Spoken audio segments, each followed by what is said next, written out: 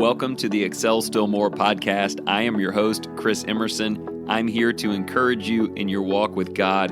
Thank you for joining in. Today's podcast is sponsored by a wonderful company, Creation to Revelation. This group of Christians believe it is extremely important that we teach the Word of God to our kids. They have original graphic illustrations from the beginning of the Bible to the end, featuring the beautiful and consistent presence of Jesus throughout.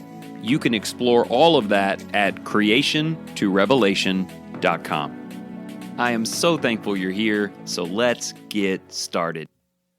Hey, welcome back. I have an illustration to share with you today that I've been excited about all week. I'm calling it the Jar of Rocks. I'm not sure if that's the official name, and it is not original with me, but it's a jar that you put rocks in, so I felt pretty safe with that approach. I think this visual will really be helpful for you this week.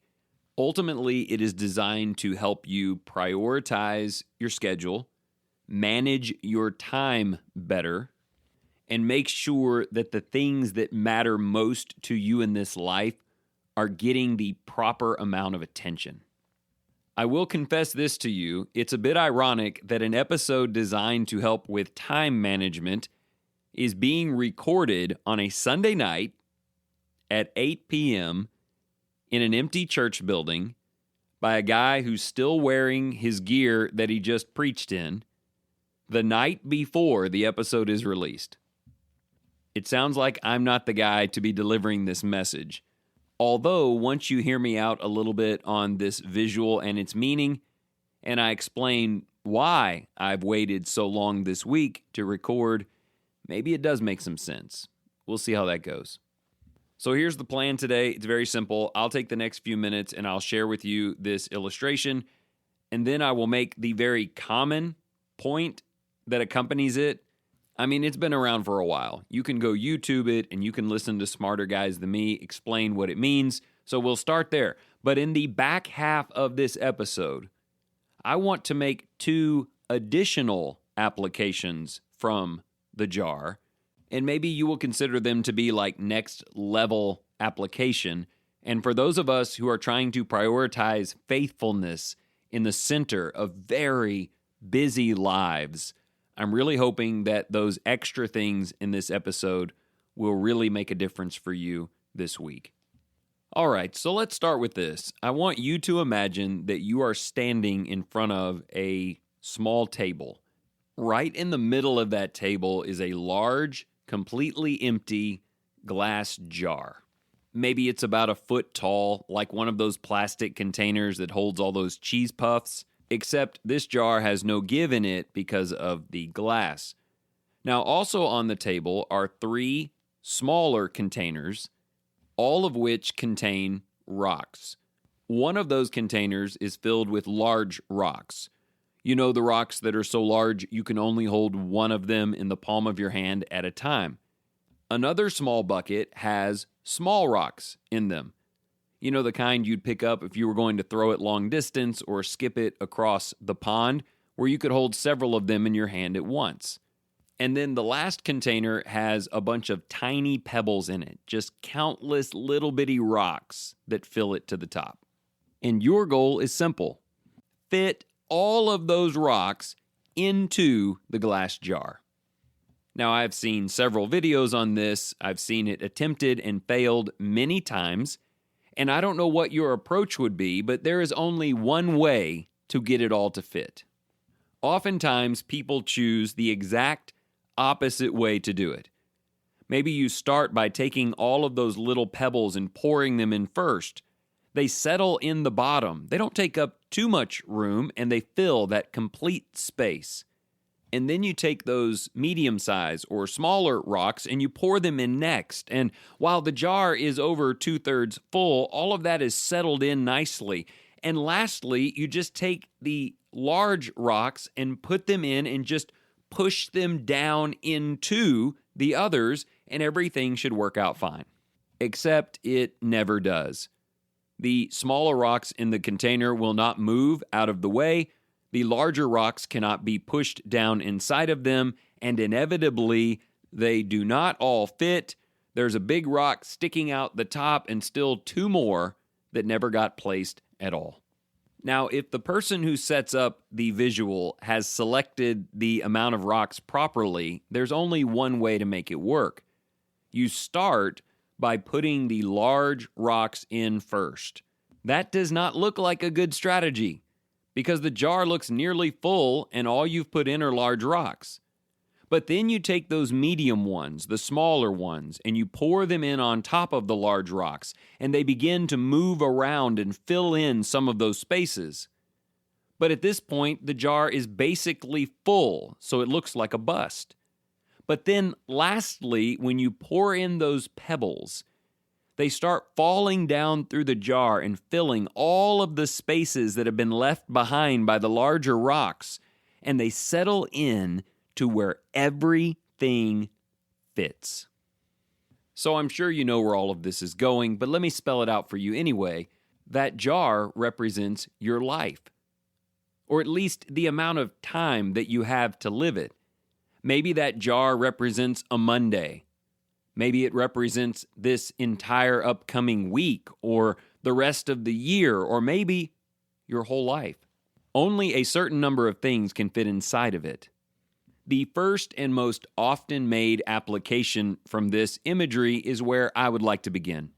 It is important for you to break down all of the things in your life, in your week, in your day, whatever is needed, into 3 categories. The big rocks are the things that matter most. They are a bigger deal than everything else. They take up a lot of space because they're just that important. And it could be very valuable, maybe even therapeutic, for you to make a list of what those big rock items are. But I encourage you to use more than just nouns. Don't put my family, put time with my family. Don't just put God, put focus and energy into my relationship with God. Don't just put my work, put excelling in my work. Whatever it is, you ought to have a fairly short list of the things that matter most to you in this entire world. Now, you can dissect this further. You could make a second list of things that represent those smaller rocks. They are important to you, but they are not essential. Can you understand that difference? The large rocks are essential. They matter more than anything. Then I have a list of things that I want in my life because they matter to me. Maybe that has to do with taking care of your body, furthering your education. I don't know. The list is yours. But these are things that you really hope you can find a space for. And then, of course, the little pebbles, that's everything else. I'm not talking about sinful things. We don't want that in the jar at all. I'm just talking about watching a Netflix show, time perusing Facebook, or just out taking a walk. They are optional things that you hope you can find space for, but if you're being honest with yourself, you'll be okay if you don't. So listen, if you have any chance of getting all of that into tomorrow or this week or whatever, without stress, and if you know me, we go no stress. If I'm stressed out about this, if I'm pushed up against it, if I feel like I can never catch up or I can never fit it all in, then I'm doing it wrong. So how do we do it right? Here's our first big point. Start with the big rocks first. Whatever you do this week, make sure the proper amount of time and energy, the best things you have to put into it, get put into those things. Efforts made with your family, in your faith, maybe fitness, whatever it might be. Make everything else wait. These are the essentials. You say, well, a lot of that other stuff is still really important. Yeah, I know it is, but it's not essential. Something really weird happens when we get things out of alignment. We save the essential things for last because we know we can't toss them out. If I do all the little pebble stuff and I do all of the middle-sized stuff, I won't throw the big rocks away. Maybe I just can't fit it in today. Maybe I can't get it all done this week, but it's not like I'm just going to throw away my family. I'll just put it this way. Essential things deserve more respect than that. And if they get left out of the daily, weekly, ongoing jars over and over again, you just might lose them. I try to really put intentional focus on these differences. For instance, I told you that this podcast had to wait until Sunday night. It's not a pebble for me. I would consider it a middle-sized rock. It is important. I really enjoy doing this, and I'm so thankful for all of the friendships that have grown out of it. But I have already determined that it's not essential. So I had about 5 chances to do it earlier this week, and I didn't. And what was it that was so important that got in the way? Going to my 17-year-old's golf tournament, watching my 10-year-old pitch in an all-star game, or getting home in time to go for a walk with my wife. In addition to some other things like building sermons for Sunday, you talk about non-negotiables. So I kept putting this off, knowing that I would find a point in time and be able to do it later. Not because it isn't important, but because every time I didn't do it, I felt like I was doing something that mattered more. All right, so that's your first tip. If there's any chance of getting it all in, start with the stuff that matters and then work your way down to the trivial.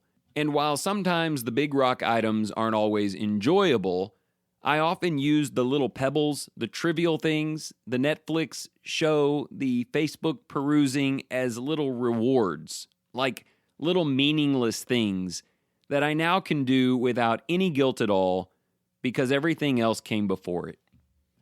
Okay, but I have 2 more applications to make. Sometimes, no matter how you order this, there just isn't enough jar for the rocks. There are just too many. Too many pebbles. Too many medium-sized rocks. No matter how you position it, there will still be some left on the table. I know you've experienced that. We all have. So what do? How do you make that choice? And how do you do it without stressing out? Well, look, to keep it short and simple, sometimes you've got to throw some rocks back on the ground. Sometimes, despite your best effort and wonderful prioritization, there's just too much. Let me give you a little story to help with this. I was meeting with a young preacher once who was very stressed out about all of the things that came along with the ministry. He was finding it very difficult to fit it all in. So we sat down at a desk and I gave him a piece of paper and a pencil. And I told him to draw 2 horizontal lines, which created 3 equal-size categories. And I said, in the top box, I want you to write down all of the essential parts of your work. These are the non-negotiables. These are the centerpieces. And so he wrote down 4 or 5 things, preaching the sermons, teaching the classes, things like that. In the middle category, I asked him to write down all of the important things. They aren't essential, but they really do matter to you. And they do make a difference. And you think that they need to happen. And so he made a fairly lengthy list. And then finally, I said, at the bottom, as it pertains to your work, I want you to write down all of the optional things. These are things that you are doing, or are thinking of doing, or have done, but in truth, they don't actually have to happen. This may be something like writing an original article for the bulletin every week, or meeting all the old guys for breakfast once a month on Saturday. I do feel like I probably should not have given you those 2 examples, because some preacher listening is like, actually, those are very important, or even essential. Hey, look, man, it's your list. Just make it. So when he was done, I said, okay, step 1, I want you to tear off the bottom third of that page and throw it in the trash. You're telling me you're stressed out. You're having trouble getting it all done, and you feel like your essential work isn't as good as you want it to be. So all of the optional stuff just got canceled. Now, in the middle category, the important things, I want you to take your pen and draw a line through half of them. Half of them, at least for the next month, are out. They're important, but they don't have to happen. Now I want you to look at your list. You have the big rocks at the top. They're still there. The middle size, you've eliminated half of them and all of your pebbles are gone, at least for now. What do you think will happen if this new list is all you pursue in your work this week? And he gave 2 really good answers. He said, well, I should be able to get all of this done without any stress, and I will probably do a better job with what's left here because I can give it more of my attention. And I was like, yeah, that's how it's supposed to work. And then once you feel like you're at a good rhythm, your family and your faith and your work are rocking along great, well, then you can go back and add in some of that stuff. Maybe. I learned a lot of those principles from Greg McKeown's book, Essentialism, several years ago. And that's the second thing that I want to share with you here. If it doesn't all fit, it's time to get rid of a lot of pebbles and maybe half of those smaller rocks. Build a week that champions the essential and the most important that come in behind it. I really hope you find that helpful. We're not saying the things you tore off the page are gone forever, but they have to earn their right to come back. And especially if they're leisure or passive, make them like a reward for when you've taken care of your business efficiently and without stress. So I only have a couple of minutes left, and I want to add one more application. We started with the simple, which is big rocks first, and then we talked about maybe cutting out some of the smaller things. But there is something else that can happen along the way and cause problems. I was listening to an interview last week by Greg McKeown. He has just released a new book, sort of a sequel to Essentialism, and it's called Effortless. And he was talking about how in his own family, his daughter developed a neurological disorder that took a huge amount of his time. And he was saying that sometimes those big rocks get bigger. Sometimes they double in size. They become uber important. Maybe you have a sickness in your family and it demands double the attention. Maybe your marriage is in trouble and it demands double the attention. Maybe there are some really important things going on at the church and it deserves extra sacrifice. Maybe you're starting a new job and you really have to put in the time to establish yourself. You have just about got everything worked out. It all fits. And then a big rock just doubles in size and changes everything. In his interview, he said sometimes you need to revisit the large rocks, not to get rid of them, but to make sure you are engaging them as efficiently as possible. In other words, you don't want those big, essential items to be bulky and unnecessarily time-consuming. You want the time that you invest in them to be super valuable, well-used, and effortless. And I'm pretty intrigued about that idea. Maybe we can do essential things better than we've ever done them before. So I tell you what, I'll go get that book and start reading it, and maybe in a few weeks I'll come back and do a follow-up episode on some tips and strategies to do the big things better than ever. But in the meantime, I need you to look at your own jar. Categorize what is essential, what is important, and what is optional. Sequence it well. Edit it wisely. And experience the indescribable satisfaction of a perfectly filled jar of rocks.